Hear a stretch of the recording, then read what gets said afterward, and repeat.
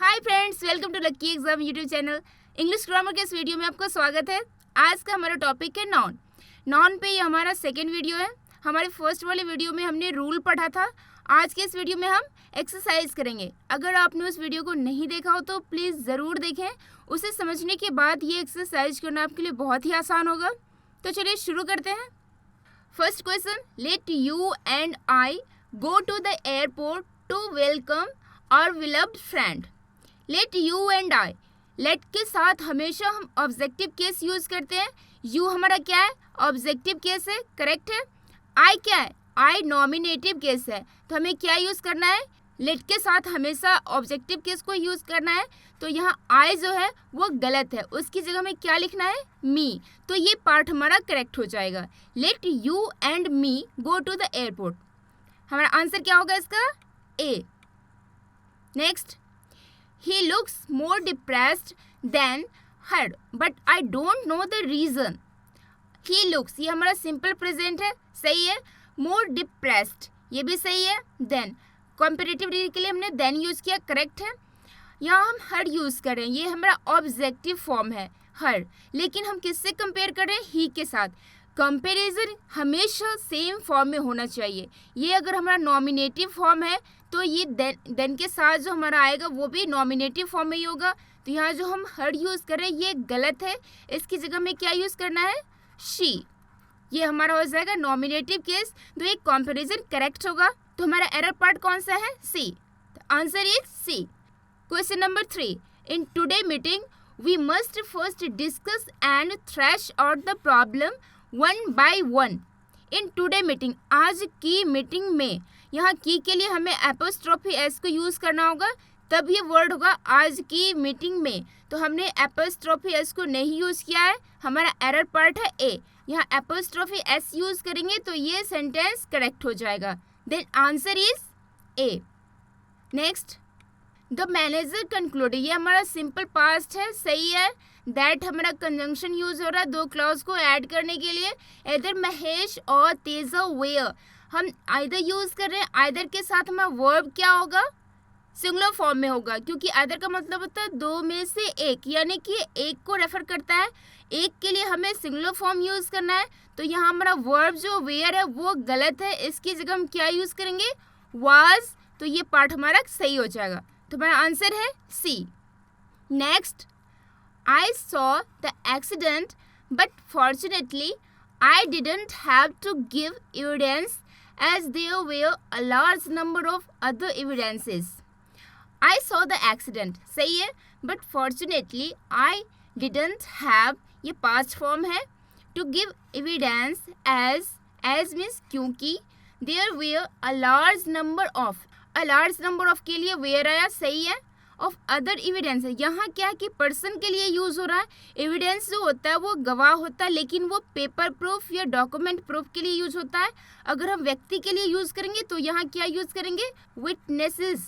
तो ये पार्ट सही होगा। तो हमारा एरर पार्ट कौन सा है? D. Answer is D. Next, question number 6, if the teacher is good the students will respond positively to them. If the teacher is good, correct है। The students will respond, सही है, positively to them. यहाँ हम them किसके लिए use कर रहे हैं? द टीचर के लिए। द टीचर क्या हमारा? सिंगुलर नॉन है। द टीचर हमारा सिंगुलर नॉन है, इसके लिए अगर हम देम यूज़ कर रहे हैं तो गलत है। सिंगुलर नॉन के लिए हमें क्या यूज़ करना चाहिए? हिम। यहाँ अगर हिम यूज़ करेंगे तो ये पार्ट हमारा सही हो जाएगा। तो हमारा एरर पार्ट कौन सा है? D. Answer is D. Next, Mohan has collected all the necessary documents and have written a good paper for his conference. Mohan has collected, सही है, all the necessary documents and have, ये have किसके लिए use कर रहे हैं हम? मोहन के लिए। मोहन हमारा क्या है? सिंगुलर नॉन है। मोहन क्या है? Singular non. और सिंगुलर नॉन के लिए हमेशा हमें सिंगुलर वर्ब को यूज़ करना है। हमने यहाँ क्या यूज़ कर रखा है? प्लूरल वर्ब, हैव यूज़ किया है। तो ये हमारा एरर पार्ट है, इसकी जगह हमें क्या यूज़ करना है? हैज़। तो ये पार्ट सही हो जाएगा। तो आंसर है हमारा C. Question number 8, all individuals are different so their tests vary from one another. All individuals are different, सही है। सो देयर हमने किसके लिए यूज़ किया? ऑल इंडिविजुअल्स के लिए। सही है। टेस्ट फ्रॉम वन अनदर, यहाँ हम टेस्ट को कंपेयर कर रहे हैं, one's taste to another taste, तो यहाँ हम अनदर के साथ एपोस्ट्रोफी एस यूज़ करेंगे तो ये सेंटेंस मीनिंगफुल होगा। तो हमारा एरर पार्ट क्या है, डी। यहाँ हमें एपोस्ट्रोफी को यूज़ करना होगा, एपोस्ट्रोफी एस को यूज़ करना होगा, तो ये सेंटेंस सही होगा। तो answer is D. Next, his company is one of the few company manufacturing this product in the whole country. His company is one of the few company, जहाँ भी हम वन ऑफ को यूज़ करेंगे तो उसके बाद जो हमारा नाउन यूज़ होगा वो क्या होगा, प्लूरल फॉर्म में होगा। प्लूरल नाउन यूज़ करेंगे हमेशा वन ऑफ के बाद। हमने यहाँ क्या यूज़ किया है, कंपनी, इसलिए ये गलत है। इसकी जगह हमें क्या यूज़ करना चाहिए, कंपनीज, कंपनीज यूज़ करेंगे तो ये पार्ट हमारा सही होगा। तो हमारा आंसर है B. Next, the course provide not only theoretical input but also practical training. The course क्या है, द कोर्स हमारा सिंगुलर नॉन है और सिंगुलर नॉन के लिए हमेशा हम वर्ब को सिंगुलर फॉर्म में ही यूज़ करेंगे। हमने क्या यूज़ किया यहाँ, प्रोवाइड। प्रोवाइड क्या है, प्लूरल वर्ब है, तो ये हमारा एरर पार्ट है। इसकी जगह हम क्या यूज़ करेंगे, प्रोवाइड्स, प्रोवाइड्स यूज़ करेंगे तो ये सही हो जाएगा। तो आंसर हमारा क्या है, A. Next, many a man have been working under me. Many a man, many के साथ जो हम यूज़ करते हैं उसके अकॉर्डिंग हमारा वर्ब यूज़ होना चाहिए। मेनी के साथ हमने क्या यूज़ किया, अ मैन। अ मैन क्या है, सिंगुलर नॉन, तो इसके लिए हमारा वर्ब क्या होगा, हैज़। ये हैव जो हमने यूज़ किया ये हमारा गलत है, इसकी जगह हम क्या यूज़ करेंगे, हैज़, तो ये पार्ट सही हो जाएगा। तो हमारा आंसर है B. Next, question number 12, if all of you quarrel among yourself we shall not be able to solve your problems. If all of you quarrel, यहाँ हमारा नॉन जो है प्लूरल है तो हमने वर्ब को भी प्लूरल यूज़ किया, करेक्ट है ये। among yourself, अब यहाँ हम yourself यूज़ कर रहे हैं, यहाँ हमें yourself नहीं बल्कि yourselves यूज़ करना, yourselves, तो ये पार्ट सही हो जाएगा। yourself यहाँ गलत है, इसकी जगह yourselves यूज़ करना है क्योंकि ये हमारा प्लूरल फॉर्म में आ रहा है, तो हमारा ये ऑब्जेक्टिव केस भी प्लूरल फॉर्म में होगा, योरसेल्व्स करेंगे तो ये पार्ट सही हो जाएगा। तो हमारा आंसर है B. Question number 13, he formally believes that a radical change in the structure of our various departments are necessary. He formally believes, he हमारा सिंगुलर नॉन है तो हमने वर्ब को भी सिंगुलर फॉर्म में यूज़ किया, करेक्ट है। दैट कंजंक्शन यूज़ हो रहा है, सही है।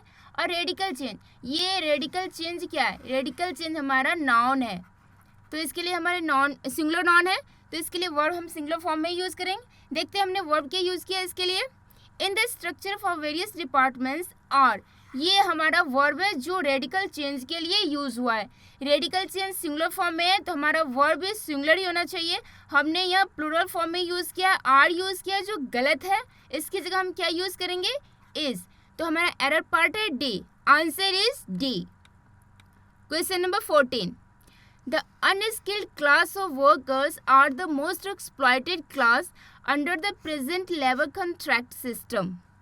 The unskilled class of workers, हमारा नॉन क्या है यहाँ, द अनस्किल्ड, ये क्या है, सिंगुलर नॉन, ठीक है। तो इसके लिए हम वर्ब क्या यूज़ कर रहे हैं, आर। ये सिंगुलर नॉन है तो इसके लिए वर्ब हमें सिंगुलर फॉर्म में यूज़ करना है। ये आर हमारा गलत है, इसकी जगह हम क्या यूज़ करेंगे, इज़। ये इज़ यूज़ करेंगे तो ये पार्ट हमारा करेक्ट हो जाएगा। तो answer is B. Question number 15, my brother in laws who live in Bombay have come to stay with us. ये हम ब्रदर इन लॉज को प्लूरल बनाने के लिए लॉ में एस लगा रहे हैं जो गलत है, इसके लिए हम रूट वर्ड में एस लगाएंगे। इसमें रूट वर्ड हमारा ब्रदर तो इसमें हम एस लगाएंगे तो ये प्लूरल होगा। तो हमारा एरर पार्ट है ए, अगर इसको हम ब्रदर में एस लगाएंगे तो ये करेक्ट हो जाएगा। तो आंसर इज ए। अगर आपको हमारा ये वीडियो पसंद आए तो प्लीज़ लाइक शेयर सब्सक्राइब जरूर करें। Thanks for watching video.